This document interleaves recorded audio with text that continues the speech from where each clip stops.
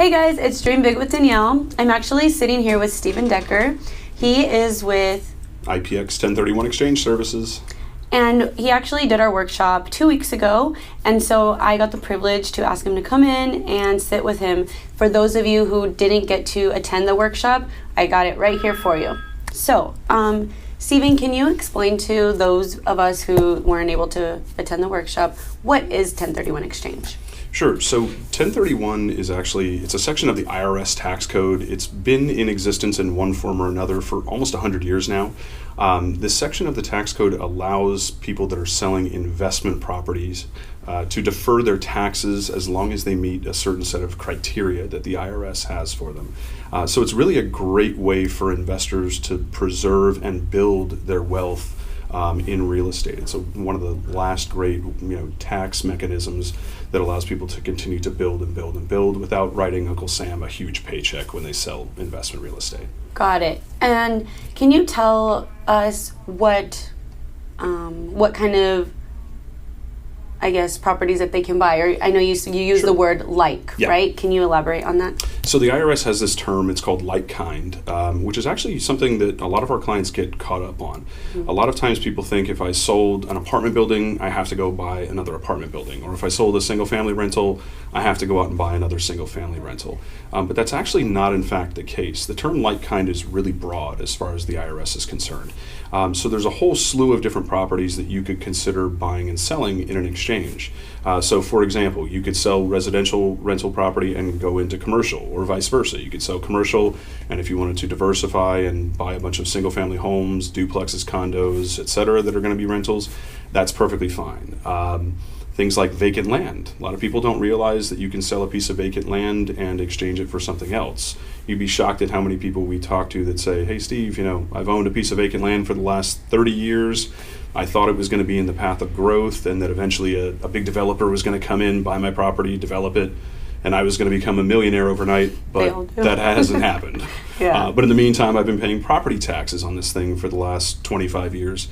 Can I sell that and put it into something that will generate some cash flow for me? The answer is actually yes. Okay. So like kind is actually pretty flexible. As long as it's investment real estate for investment real estate, the IRS doesn't really care what the property type is. Okay. So there is quite a bit of flexibility there. Perfect. And 2 weeks ago in your workshop, you mentioned that it doesn't just actually have to be property. You mentioned air rights, right? Can you tell us what are some of those? Sure. Yeah. So there are some kind of outside of the box things that are considered real property from an IRS perspective that a lot of times our clients don't generally think of. So if you have a client that's thinking outside the box, they are sick of owning duplexes or single family or industrial buildings or office properties, and they wanted to get into something different that would be exchange eligible, they could buy things like air rights, water rights, oil, gas, and mineral leases, DSTs or Delaware Statutory Trusts. Basically, that's fractional ownership in a large commercial property. Windmills. Maybe you've got a client that's into wind energy and they want to go out and buy some windmills. That's perfectly fine. Cell towers, billboards, easements. There's a whole slew of strange things that you could exchange in and out of, even boat docks and moorings here in California. Wow. Yeah. So if someone were to actually want to sit with you, you can, is there somewhere where you guys can look over all the different types of, okay. Yeah, we're happy to sit down with our clients, kind of walk and talk them through the process. Mm-hmm. That's a big part of what my business entails. It's sitting down with clients, strategizing. Now we can't, tell them, hey, look, this is a good property for you to buy into. We can't have a vested interest in what our clients end up acquiring through their exchange. But if they're looking for, a strategy session, or they want to, learn the benefits of doing a 1031 exchanges, what taxes they can defer, et cetera, where they can buy, we can go through all of that with them. Not a problem at all. Perfect. And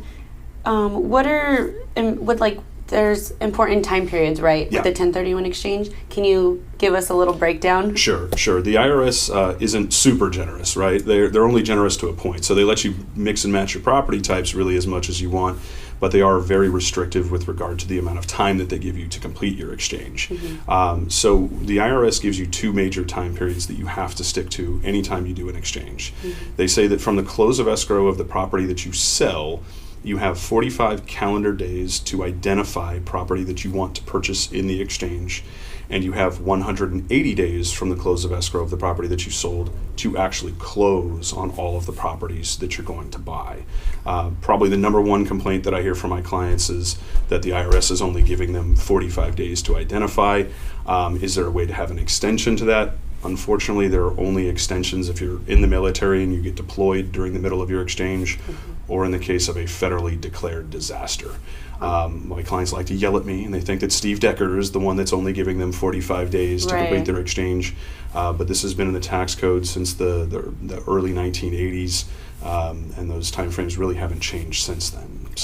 So those are the time periods that they have to stick to. Basically, the IRS wants you to either reinvest or pay your taxes.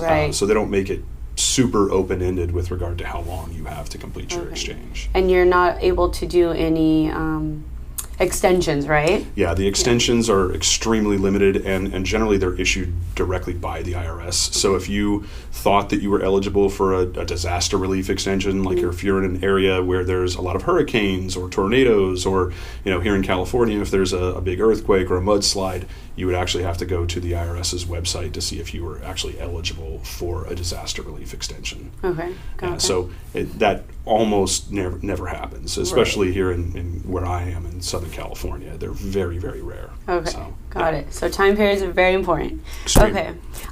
Can you tell us maybe about the 3 property rule? Sure.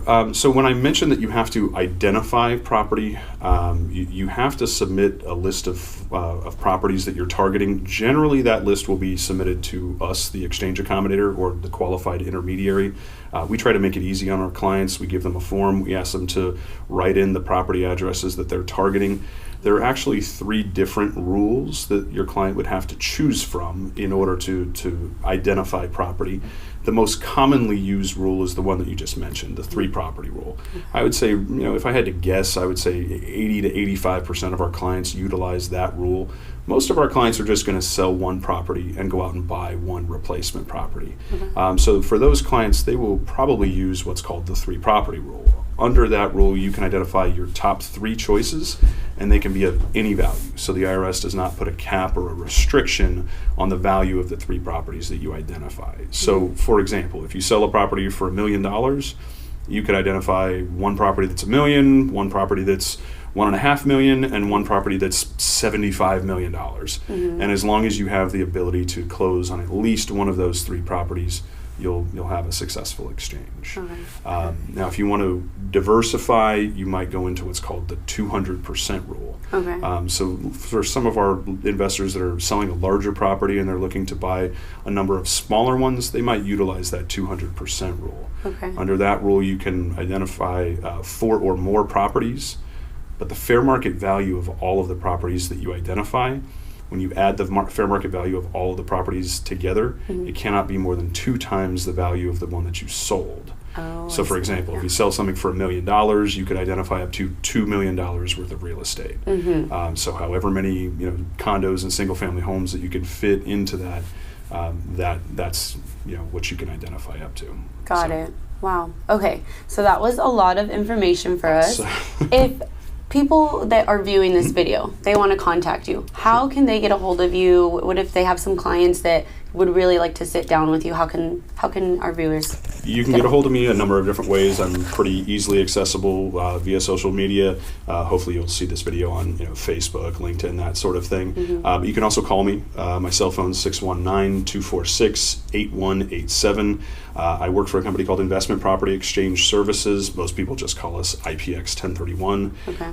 So that's really the easiest way to get a hold of me, is to shoot me either a phone call or a text message. Perfect.